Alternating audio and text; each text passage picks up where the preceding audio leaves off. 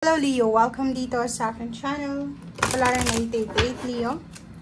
Alamin natin kung anong messages, vibration, gabay energy para sa inyong lahat.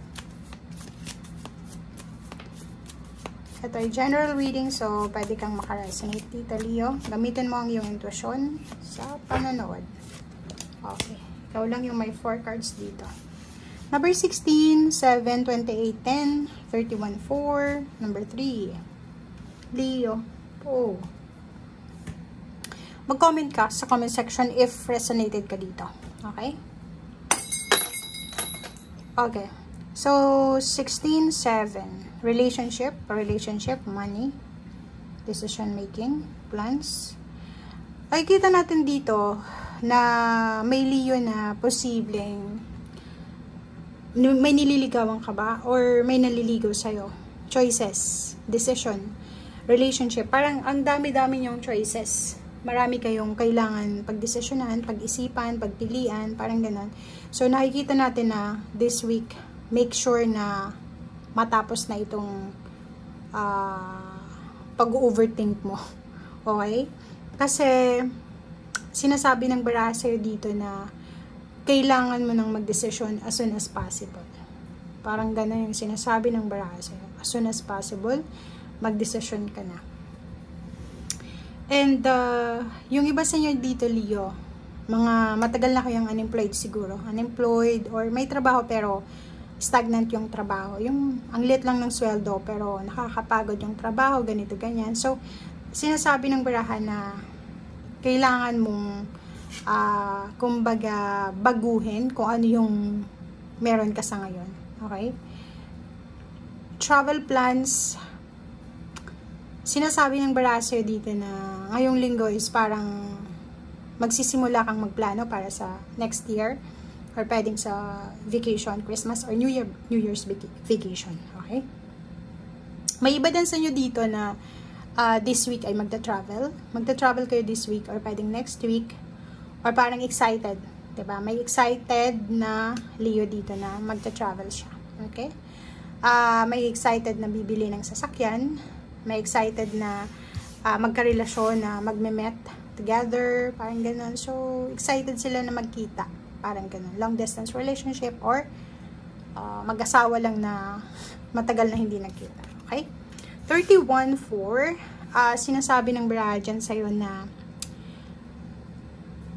yung iba sa inyo dyan na single, na Leo, babae ka man or lalaki, if magta-travel ka this week, like sa kung ano man ang klase ng transportation, pwede kang makatagpo ng tao, babae or lalaki, na pwede mong maging love life, source of your happiness and excitement, parang ganun. Or pwedeng, kung hindi ka naman naghahanap ng relationship, pwedeng this week makakilala ka ng taong pwedeng mag-invest sa business mo, or pwedeng magbigay sa'yo ng ideas kung ano yung tamang business, basta maliwanag sa linggong ito. Okay? Yung stability. Parang for almost 1 year siguro, last year or this year, medyo hindi naging maganda yung takbo ng financial mo, especially relationship. And this week, ang dami-dami mong realization. And parang understanding. Maiintindihan mo kung ano yung rason kung bakit hindi naging maayos yung paghawak mo ng pera, ng negosyo, or ng relationship, or yung mga decision mo from your past. So, magliliwanag yan sa linggong ito. Meron din ditong kasal na posibleng isa-celebrate or pwedeng wedding anniversary, parang ganon. Wow. So, since may travel dito, travel din to, may iba sa inyo dyan, Leo, na parang, ang tagal nyo nang gustong makipagsapalaran sa ibang bansa. Yung parang, yung mga kapitbahay mo, lahat sila pumunta na ng ibang bansa, and then ikaw lang na andyan, parang nag-wonder ka, iniisip mo, kaya ko kaya? So, dito sa barahang to, if ngayong linggo bigla kang makapag-isip na, pwede kaya akong mangibang bansa? Pwede kayang i-try ko or subukan ko? Courage. Be courageous. Okay? And if nandyan ka na sa ibang bansa, Sinasabi ng brass sa'yo dito na kung na-homesick ka, labanan mo yung homesickness mo. And yun na nga, isipin mo kung ano yung rason kung bakit na andyan ka. Okay? And yung courage na yan, sobrang strength, sobrang confidence yung mararamdaman mo sa linggong ito. If naghihintay ka, like for example, ang tagal mo nang nag-apply para sa trabaho sa ibang lugar, like sa ibang bansa, tapos ngayon natanggap mo yung clarity, diba? Yung liwanag, nakapasa ka sa interview, sa exam, medical, or ganito, ganyan. Sobrang confident yung pakiramdam mo. Yung confidence level mo ay sobrang napakataas sa linggong ito. Okay?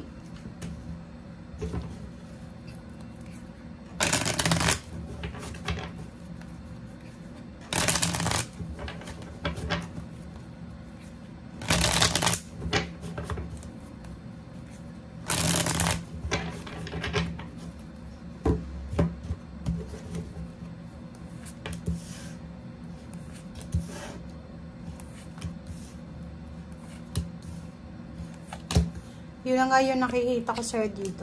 Related siya dito. Meron ditong Leo na parang homesick na siya.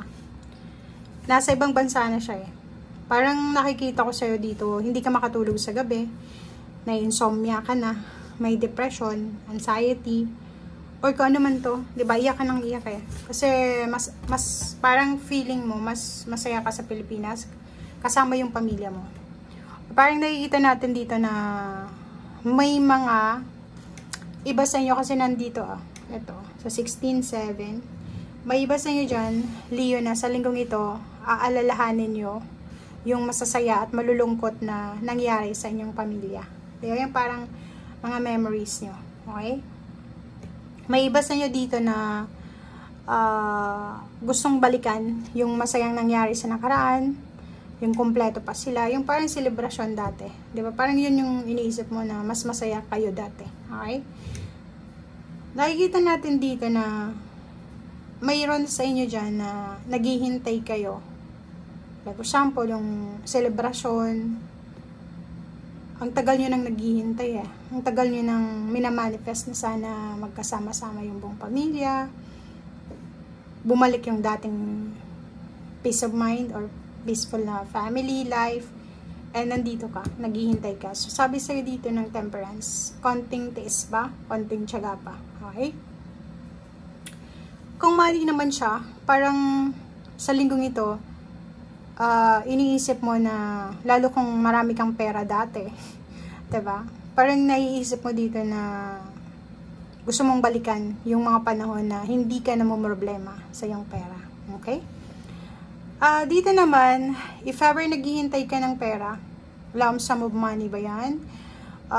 Ano ba yung hinihintay mo? I-comment nga sa comment section. Kasi kung etong barahang to Leo, sinasabi na ang tagal mo nang naghintay dyan, is either 2 months, 10 months, 6 months, 9 months, parang ganun. Konting tiis pa. Kasi nandito yung King of Pentacles eh. So, sinasabi ng King of Pentacles na parating na siya. Okay? Mahawakan mo na siya.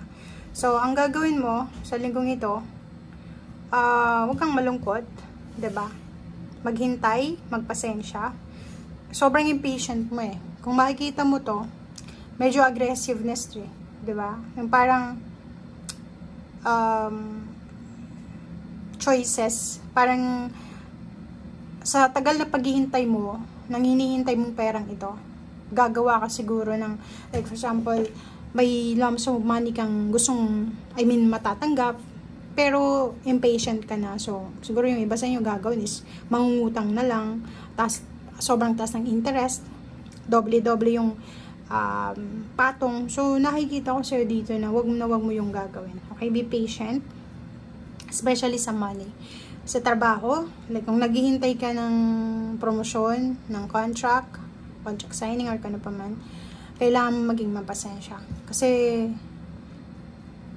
yun nga, huwag kang mag-settle sa kung ano yung ino-offer sa'yo ngayon. Kasi, sayang eh. Tingnan mo, ang ganda ng flow, ng energy mo, na sinasabi na sa konting pasensya, ay posibleng makuha mo etong King of Pentacles. So, ibig sabihin, konting pasensya pa, mahahawakan mo na yan, na pera na yan, success, or prosperity and abundance, na minamanifest mo. Okay? Thank you guys. Bye!